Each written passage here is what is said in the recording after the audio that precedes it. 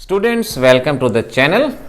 General organic chemistry की हम तैयारी कर रहे हैं। ऑर्गेनिक केमिस्ट्री जिससे डर बहुत लगता है और कहते हैं ना, ऑर्गेनिक केमिस्ट्री एक आग का दरिया है और इसमें डूब के जाना है। अगर पिछले कंसेप्ट को याद रखोगे तो फटाफट सॉल्व करोगे, लेकिन अगर पिछले कंसेप्ट भूल गए तो गड़बड़।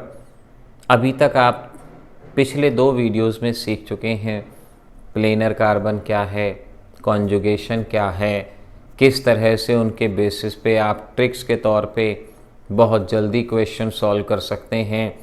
आप ये सारी चीज़ें सीख चुके हैं। अब इन चीज़ों को याद रखना, तभी आगे की चीज़ें कर पाएंगे। आज जैसे हम हाइपर कॉन्जुगेशन के बारे में बात करते हैं। अब अगर कॉम्पिटिटिव एग्जाम में आपको अपीयर होना है तो आपको स्ट्रक्चर थोड़ी बनाने हैं। कई बार हम हाइपर कॉन्जुगेशन के स्ट्रक्चर बनाने पे लगे रहते हैं। आपको स्ट्रक्चर थोड़ी बनाने हैं, आपको तो डायरेक्ट क्वेश्चन सॉल्व करने हैं। हाइपर कॉन्जुगेशन 2 तरह की होती है, एक इलेक्ट्रॉन रिलीजिंग हाइपर कॉन्जुगेशन और एक रिवर्स हाइपर कॉन्जुगेशन, जिसे इलेक्ट्रॉन विड्रॉइंग हाइपर कॉन्जुगेशन के नाम से भी पहचाना जाता है। तो अब आपको इन पे क्या क्या क्वेश्चन आ सकते हैं और आप किस तरह से सॉल्व कर सकते हैं, ये आप जान लें।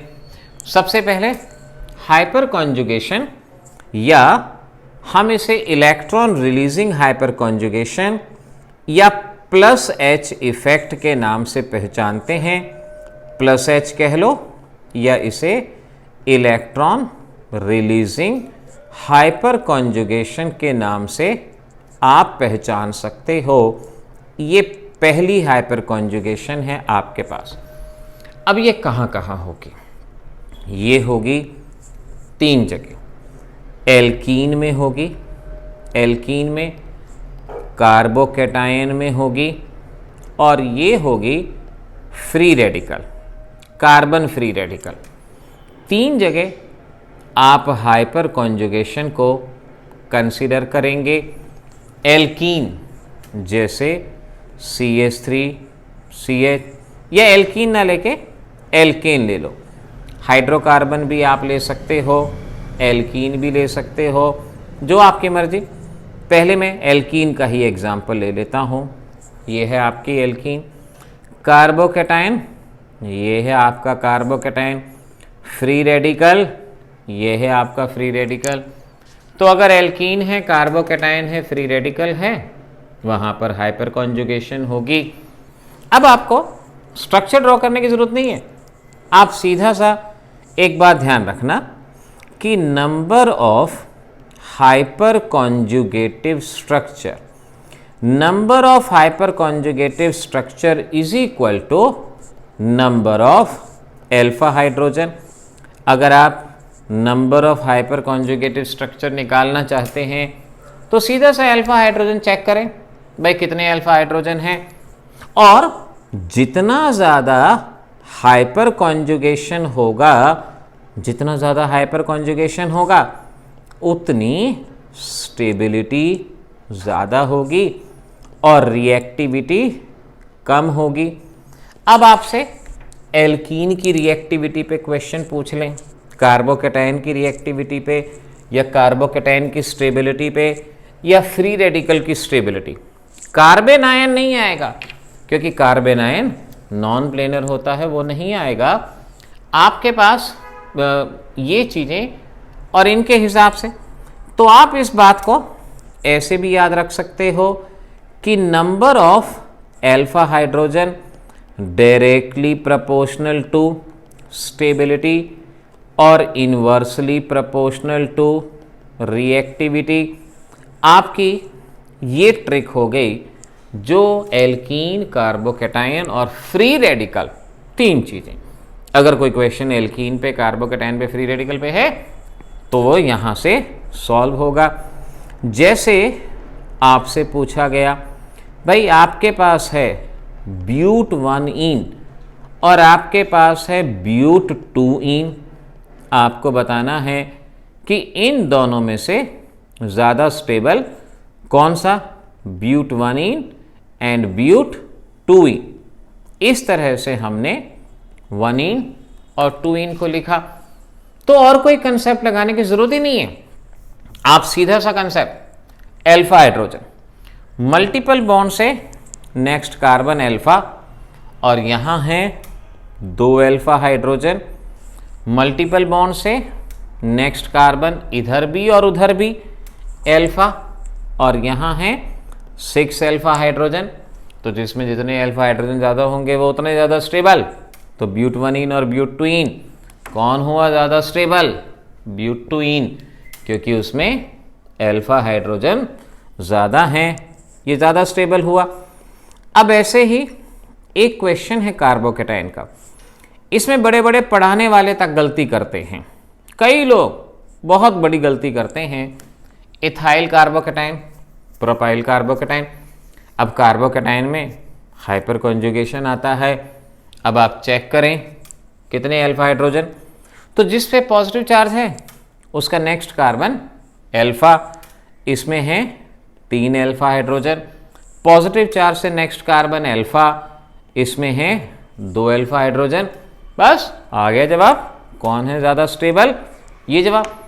हमारी कुछ बुक्स में और कई जगह सिर्फ इंडक्टिव इफेक्ट को काउंट किया जाता है कार्बोकेटाइन की स्टेबिलिटी में, जबकि इंडक्टिव इफेक्ट तो सबसे लास्ट में आता है, पहले आता है हाइपर कॉन्जुगेशन।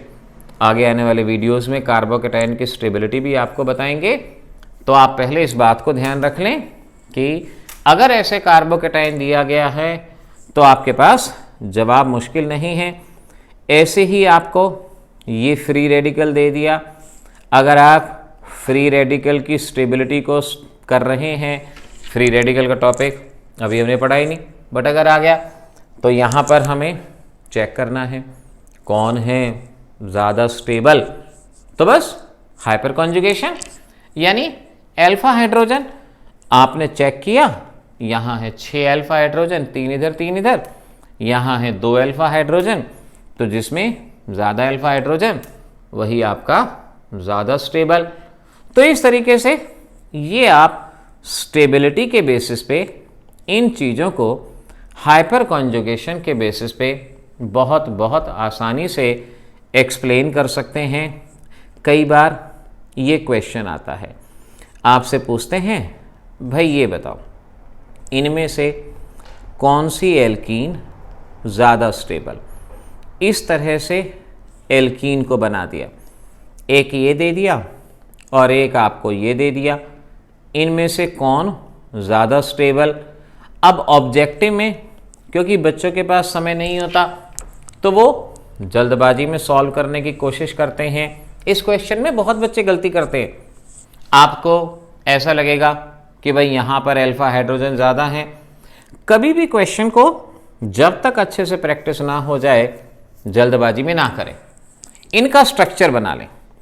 अब आप अगर इस कंपाउंड का स्ट्रक्चर बनाएं, इस कार्बन पे 3 मिथाइल, ऐसे ही इधर इस कार्बन पे 3 मिथाइल, और अगर दूसरे कंपाउंड का स्ट्रक्चर देखें तो कार्बन कार्बन और इन पे हैं 2 मिथाइल। अब इनमें से कौन सा एल्कीन स्टेबल होगा? Number of alpha hydrogen check कर लें। मल्टीपल बॉन्ड से नेक्स्ट कार्बन अल्फा, इस पे एक भी हाइड्रोजन नहीं है। मल्टीपल बॉन्ड से नेक्स्ट कार्बन अल्फा, एक भी हाइड्रोजन नहीं है, लेकिन वहाँ ये अल्फा और टोटल 12 हाइड्रोजन, उसमें अल्फा हाइड्रोजन ज़्यादा हैं, हाइपर कॉन्जुगेशन ज़्यादा है, वो ज़्यादा स्टेबल है और ये लेस स्टेबल है। तो इस तरीके से आपको हाइपर कॉन्जुगेशन का ये टॉपिक इस तरह से ट्रिक से आपकी प्रॉब्लम सॉल्व करवा देगा। स्ट्रक्चर जानने की ज़रूरत नहीं। अच्छा, चलते चलते रिवर्स हाइपर कॉन्जुगेशन भी बता दूं कि रिवर्स हाइपर कॉन्जुगेशन कहाँ होती है। रिवर्स हाइपर कॉन्जुगेशन वहाँ होती है जहाँ क्लोरीन ऑन एल्फा कार्बन। अगर आपके पास कार्बोकेटाइन में, एल्कीन में, फ्री रेडिकल में अगर क्लोरीन है अल्फा कार्बन पे, जैसे ये कंपाउंड है, ये अल्फा कार्बन है और इस अल्फा कार्बन पे अगर क्लोरीन है तो ये आपको रिवर्स हाइपर कॉन्जुगेशन देगा, इलेक्ट्रॉन विड्रॉइंग हाइपर कॉन्जुगेशन देगा। ऐसे ही अगर आपके कार्बोकैटायन में अल्फा कार्बन पे क्लोरीन है तो ये आपको रिवर्स हाइपर कॉन्जुगेशन देगा।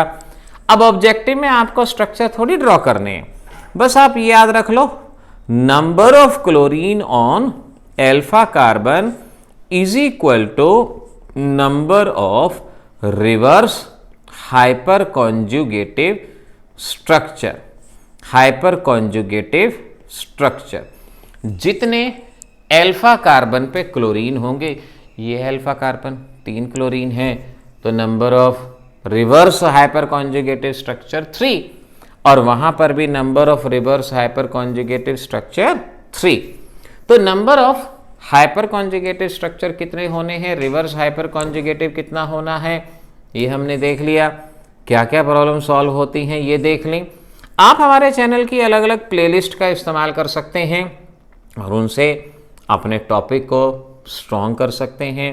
पूरी की पूरी ऑर्गेनिक की प्लेलिस्ट है, आप पूरी ऑर्गेनिक को तैयार करना चाहें तो उस प्लेलिस्ट से आप तैयार कर सकते हैं। तो हमारे चैनल की प्लेलिस्ट को सर्च कीजिए। कोई वीडियो सर्च करना है, जैसे आपको haloalkanes one shot search करना है तो haloalkane one shot by pics for IIT search कीजिए, वीडियो सामने आएगा और फ्री में आपके एग्ज़ाम की तैयारी होती जाएगी।